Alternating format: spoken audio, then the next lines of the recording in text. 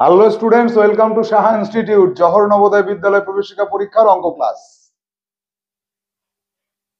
নিশ্চিত নবোদয় বই থেকে আজকে আমরা অঙ্ক করব। তো আজকে আমরা নিশ্চিত নবোদয় বইয়ের 14 নম্বর অধ্যায় পরিসীমা, ক্ষেত্রফল এবং আয়তন, এই অধ্যায়ে আমরা যে ধরনের সমস্যাগুলিকে পেয়ে থাকি সেই সমস্যাগুলির সমাধান করার জন্য আমাদের বইয়ে এখানে 300-রও বেশি অঙ্ক রয়েছে 14 নম্বর অধ্যায়ে। এই 300-র বেশি সমাধান করতে হবে অঙ্কের। দেখো এখানে প্রচুর অঙ্ক দিয়েছি। এই সমস্যার সমাধান করতে গেলে আমাদের যে যে বিষয়বস্তুর উপরে নজর রাখতে হবে, এই অধ্যায়টা কোন কোন বিষয়বস্তুর উপর গঠিত হয়েছে সেটা জানতে হবে আগে, এবং সেই সেই বিষয়বস্তুগুলোর মধ্যে থেকে আমাদের পরিসীমা নির্ণয় করতে হবে, বিষয়টা কি, ক্ষেত্রফল নির্ণয় করতে হবে, বিষয়টা কি, আয়তন নির্ণয় করতে হবে, বিষয়টা কি, বা এই পরিসীমা এবং ক্ষেত্রফল কাদের হয়, আয়তন কাদের হয়, আয়তন কিভাবে নির্ণয় করতে হয়, তার কি কোনো সহজ সূত্র আছে কিনা, এই সকল বিস্তারিত বিষয় আজকে জানবো। এই অধ্যায়ে প্রবেশ করার আগে আজকের ক্লাসটি ভেরি ভেরি ইম্পর্টেন্ট। খাতা পেন রেডি রাখো, আমি বোর্ড ওয়ার্কের মাধ্যমে তোমাদের দেখাচ্ছি, তোমরা নোট ডাউন করে নাও।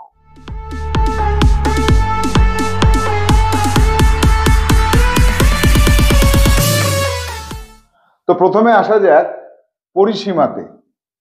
পরিসীমা বিষয়টা কি এবং কোন কোন বিষয়বস্তুতে করতে পারি সেটা জানবো। পরিসীমা হচ্ছে সমতলিক যে চিত্রগুলো আমরা পাই, সেই সমতলিক চিত্রগুলোর মধ্যে ত্রিভুজ, এটাকে ত্রিভুজ বলে, চতুর্ভুজ, এরকম চতুর্ভুজের মধ্যে আবার ভাগ আছে, একটা বর্গক্ষেত্র, একটা আয়তক্ষেত্র, এদের পরিসীমা নির্ণয় করতে হবে। তো পরিসীমা বলতে বোঝায় এর চারিদিকের সীমানাটা কত।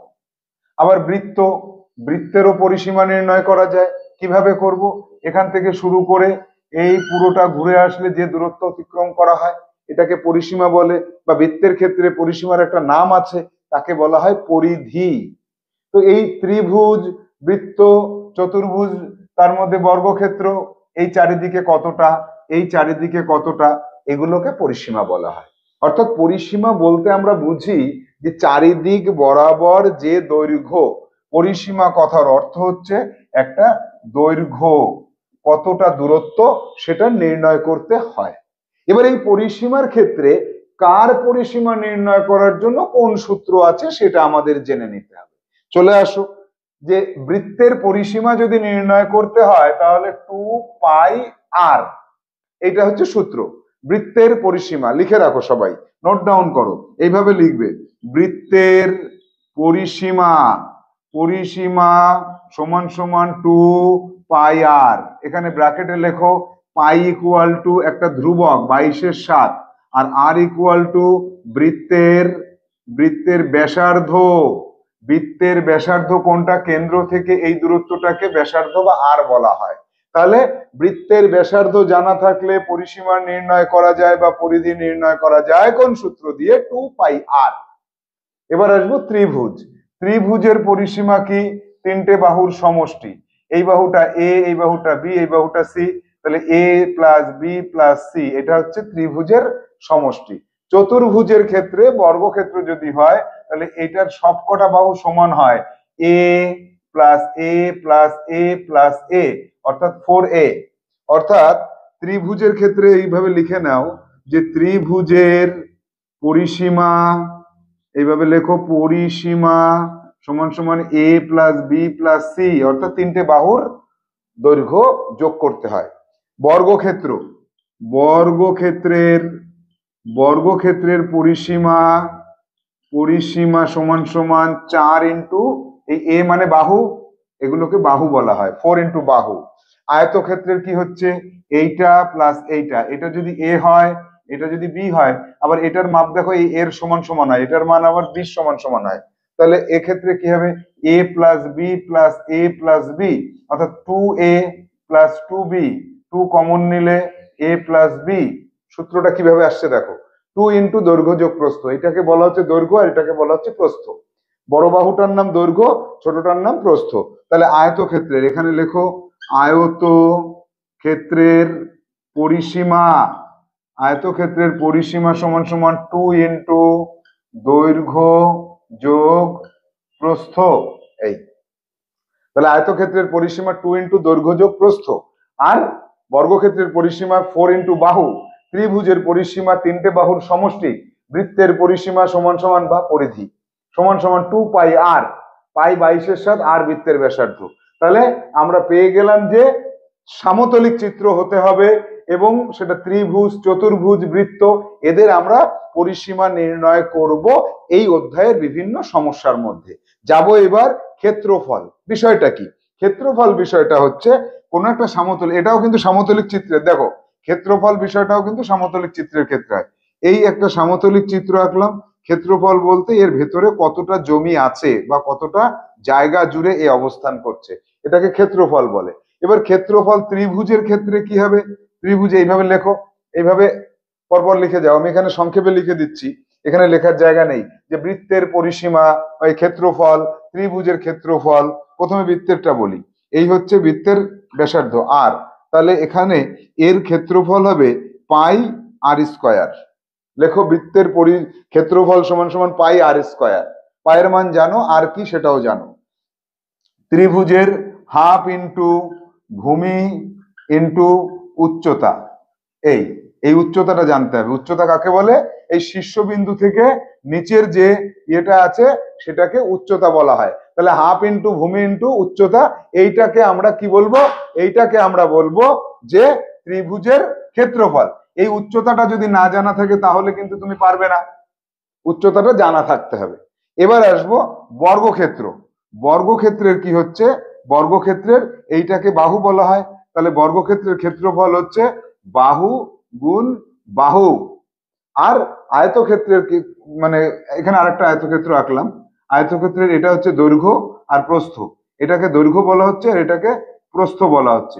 তাহলে আয়তক্ষেত্রের দৈর্ঘ্য গুণ প্রস্থ, এই হচ্ছে ক্ষেত্রফল। তাহলে চারটেই লিখে নাও, যে বৃত্তের ক্ষেত্রফল সমান সমান পাই আর স্কয়ার, ত্রিভুজের ক্ষেত্রফল হাফ ইন্টু ভূমি ইন্টু উচ্চতা, বর্গক্ষেত্রের ক্ষেত্রফল বাহু ইন্টু বাহু, আর আয়তক্ষেত্রের ক্ষেত্রফল দৈর্ঘ্য ইন্টু প্রস্থ। এই চারটে সূত্র লিখে রাখো। এটা কাদের ক্ষেত্রে? ক্ষেত্রফল নির্ণয় করার জন্য।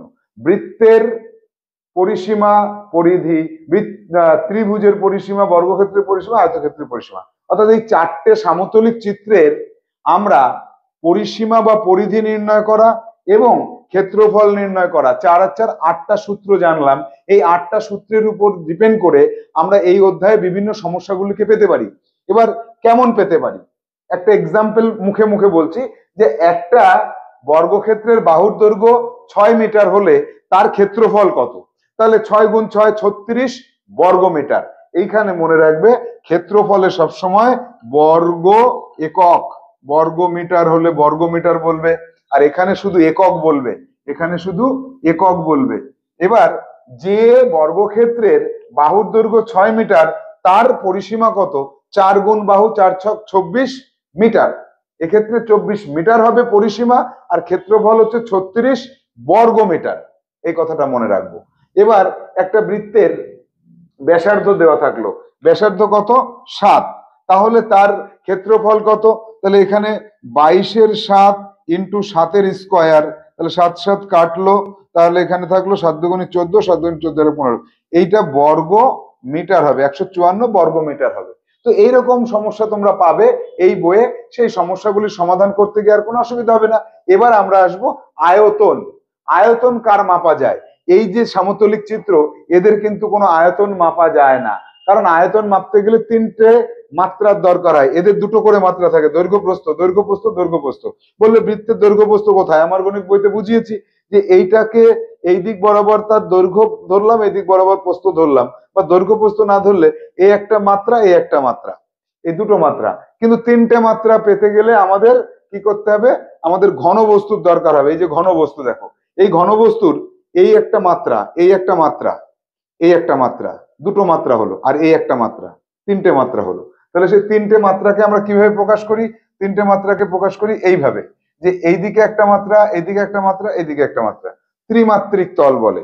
এদের আয়তন নির্ণয় করা যায়। এবার এদের আয়তনের মধ্যে কার কার আয়তন নির্ণয় করতে পারবো আমরা? ঘনবস্তুর ক্ষেত্রে একটা ঘনবস্তুর নাম হচ্ছে ঘনক, এইখানটা আমি দেখিয়ে দিচ্ছি, দেখো এই হচ্ছে ঘনক, অর্থাৎ যে মানে বস্তুটার সবকটা বাহু সমান, চারিদিকে সমান, একটা দুটো তিনটে চারটে পাঁচটা, পেছনে একটা ছটা তল থাকে, ছয়টা তল, তার প্রত্যেকটা তলই বর্গক্ষেত্র, এরকম প্রত্যেকটা তল বর্গক্ষেত্র হলে তাকে বলা হয় ঘনক। আয়ত ঘনক কাকে বলে? দৈর্ঘ্য প্রস্থ আলাদা আলাদা হবে, এইরকম যখন কোনো চিত্র পাবো তাকে বলা হবে আয়ত ঘনক। যেমন এটা হচ্ছে লুডুর ছক্কা, এটা ইট বা বাক্স। আর কি পাবো?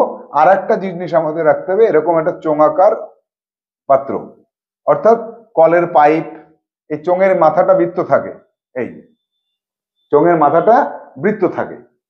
এবার এই ক্ষেত্রে এই চোঙের আয়তনের ক্ষেত্রে এই যে যেটা ধরছি এটাকে এইচ বলা হয়, উচ্চতা বলা হয়, আর এই বৃত্তের ব্যাসার্ধ যেটা সেটাকে আর বলা হয়। এই যে তিনটে টাইপের আমরা ঘনবস্তু নিয়ে আলোচনা করব জওহর নবোদয় বিদ্যালয় প্রবেশিকা পরীক্ষার জন্য, এই তিনটে জানলে আমাদের মোটামুটি হয়ে যাবে। তাহলে এই তিনটের ক্ষেত্রে আয়তনের সূত্রটা তোমরা লিখে নাও খাতায়। প্রথমে লেখো ঘনক, এটার নাম কি? এটার নাম হচ্ছে ঘনক, এটার নাম ঘনক। এটার নাম কি? এটার নাম আয়ত ঘনক, আয়ত ঘনক। আর এটার নাম কি? চোঙ, এটার নাম চোঙ।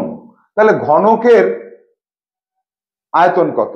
ঘনকের আয়তন হচ্ছে বাহু, বাহু গুণ বাহু গুণ বাহু, অর্থাৎ বাহু কিউব।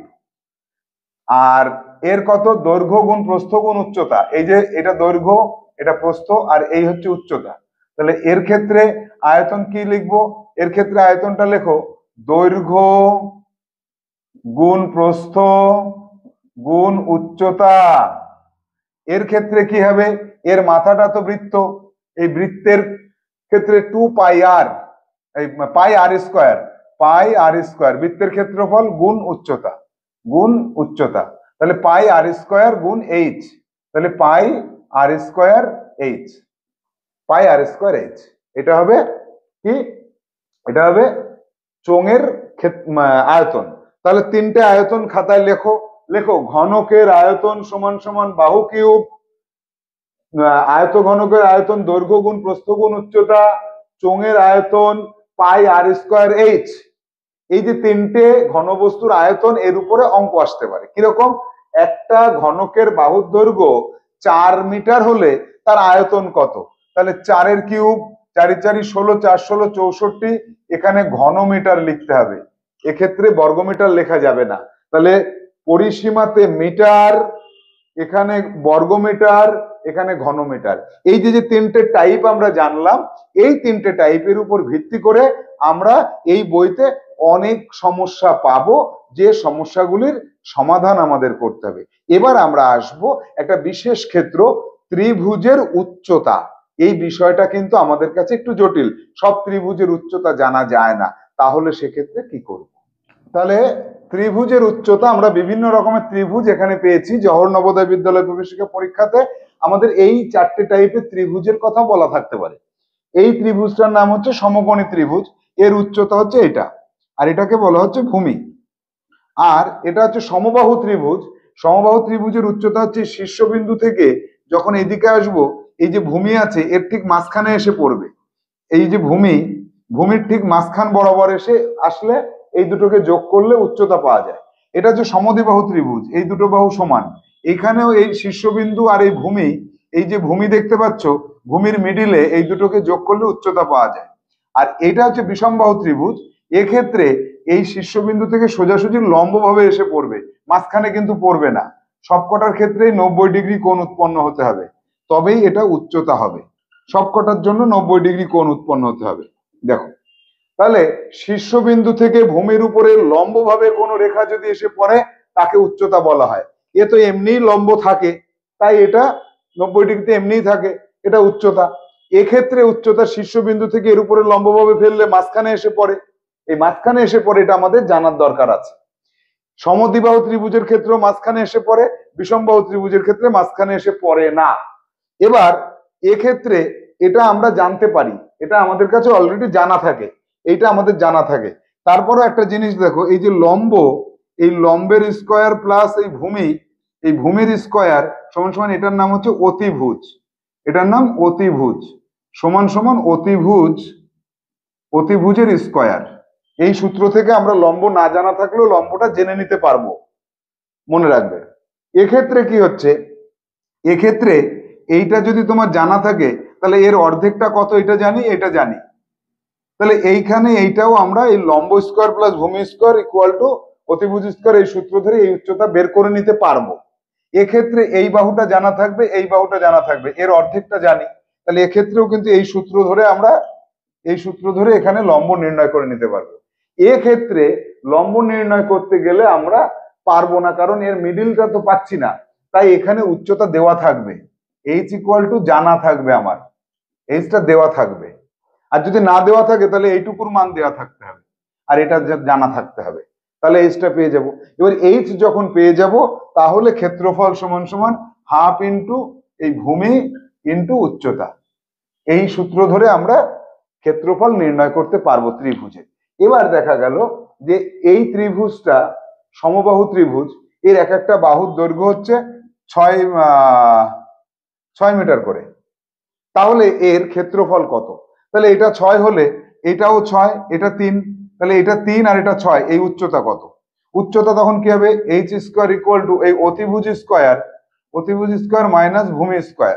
এই যে ভূমি কত, এটা ভূমি, এই ত্রিভুজের ক্ষেত্রে এইটা ভূমি, তাহলে সমকোণী ত্রিভুজের ক্ষেত্রে তাহলে 6 ছক 36 মাইনাস 9, তাহলে কত হচ্ছে 7 27, আর এইচ ইকুয়াল টু কত, √27। এই তাহলে এইচ কিন্তু পেয়ে গেলাম, তাহলে হাফ ইন্টু ভূমি ইন্টু উচ্চতা। এবার হাফ ইন্টু ভূমি কত, ভূমিটা পুরোটা 6 ইন্টু √27, এবার কত পাচ্ছি, তাহলে এখানে কাটলে 3 হচ্ছে, 3 ইন্টু √27। এবার 27 অন্য মান নির্ণয় করতে পারি, এইভাবে আর কি আমরা সমাধানে যেতে পারি। তো এই চ্যাপ্টারের সমস্যাতে আমরা যখন এবার প্রবেশ করব, একাধিক অঙ্ক পর একই রকমের পাবো, এবং বারবার প্রতিটা অঙ্ক করার সময় আমাদের কি করতে হবে, ছবি এঁকে এঁকে সমস্যা সমাধান করতে হবে, সম্পূর্ণ লিখে লিখে। তো আমরা পরবর্তী ক্লাসে এক দাগ থেকে সমস্যা শুরু করে দেব। আমাদের ক্লাসে আমরা প্রতিটা সমস্যা এবং তার চিত্র, তার সমাধান কৌশলগুলো আমরা শিখে নেব। তো আজকে আমরা ওভারঅল আইডিয়া পেলাম যে এই অধ্যায়ে আমরা কি কি পেতে পারি। তাহলে ভালো থাকো, সুস্থ থাকো, পরবর্তী ক্লাসে আবার দেখা হচ্ছে, টাটা।